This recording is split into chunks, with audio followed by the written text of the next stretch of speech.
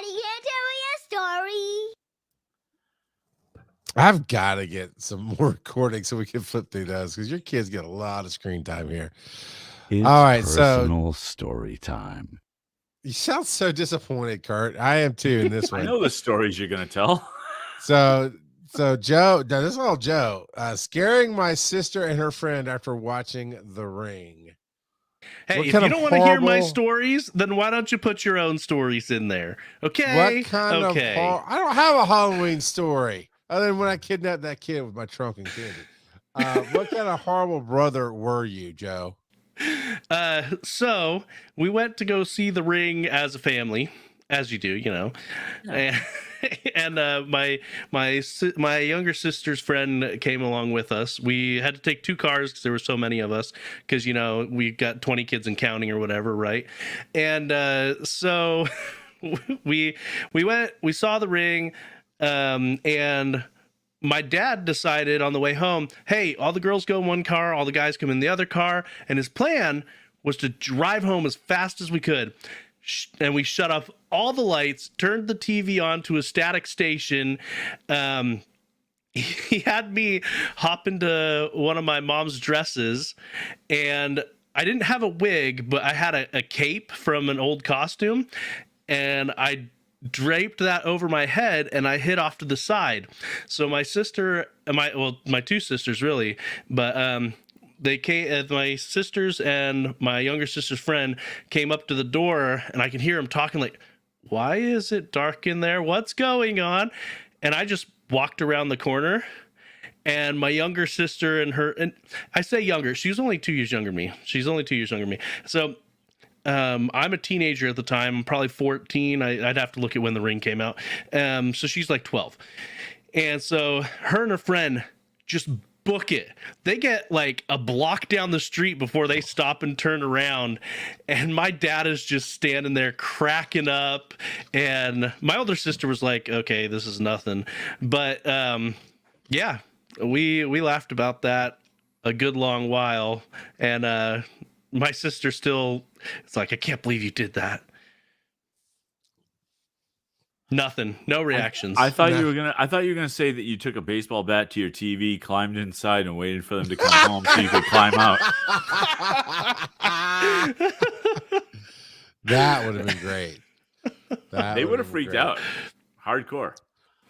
I remember watching Ghost, right, with Demi Moore and Patrick Swayze, and I was a teenager when it came out, and right about the time towards the end where the demons were coming and the glass was going to fall on the bad guy or whatever, my buddy's dad decided to scream at us and scare us. But that's just cheap shots, that's the easy way to do it.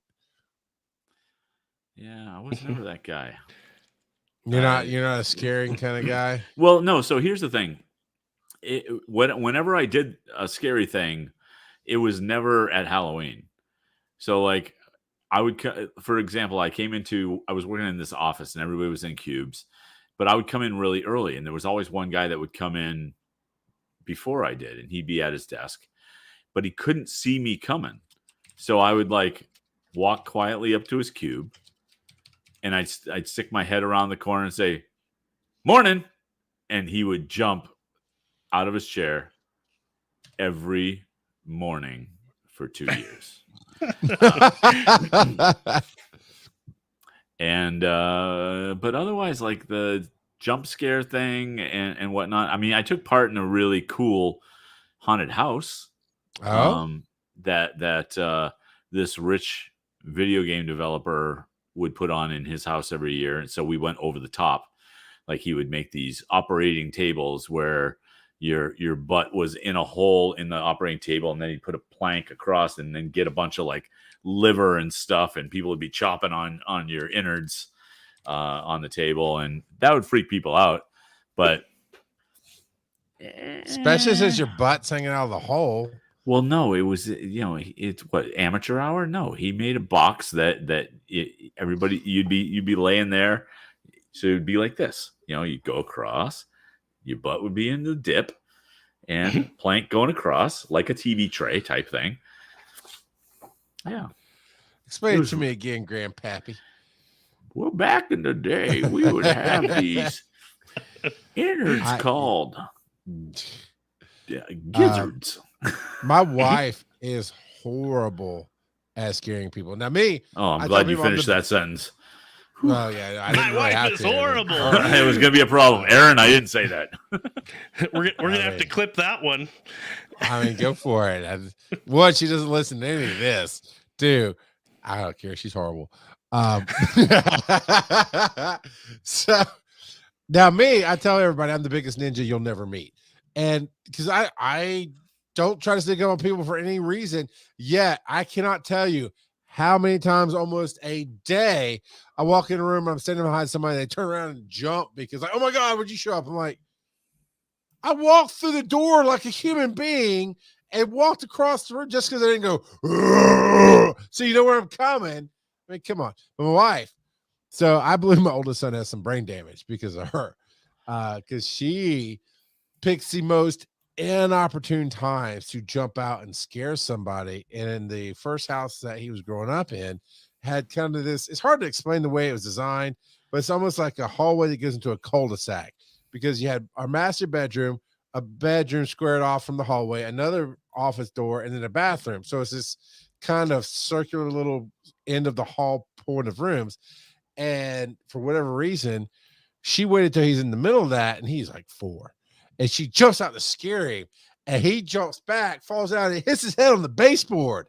And like, do you not know how you don't scare people when they're near stuff? That's not how this works. She about killed him because of that. Another time, for whatever reason, it was early enough. We were just chilling out in the bed with the light off, but the door was open, hallway light was on, whatever.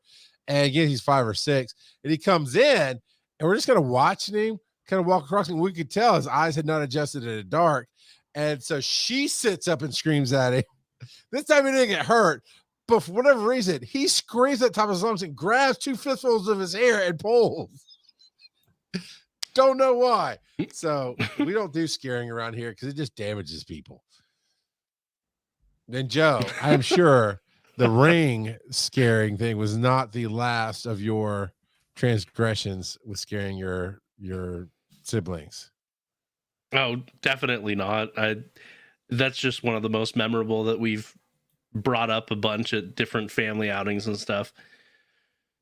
So my dad loved horror movies. Just absolutely loved them. But we can talk about that some more a little later.